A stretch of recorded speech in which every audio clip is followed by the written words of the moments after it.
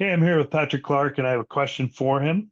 It's all about what's your approach when you're speaking with a business owner and they say, "Oh, most of my net worth, most of my, financial assets are tied up in my business." How do you respond to that? Yeah, that's a common theme that I hear from a lot of business owners. And their thought process is typically, I'm not saying all the time, is I can provide a higher rate of return than I can get in any other investment, reinvesting in my business and time. The issue with that is, like we talked about before, you don't know when that exit is going to take place, voluntary or not voluntary. So that option may not always be there.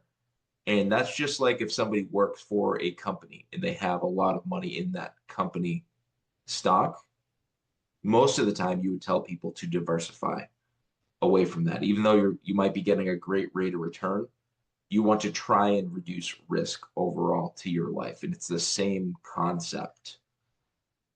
It's risk reduction, not necessarily maximizing returns. It's preparing for those what ifs. Yeah, I completely agree. When you look at how businesses get valued, a big piece of that is how much risk is there going forward. So I think again, it makes sense that, reducing risk both in your personal and in your business life is a solid tactic. Yeah. So any other comments on this topic?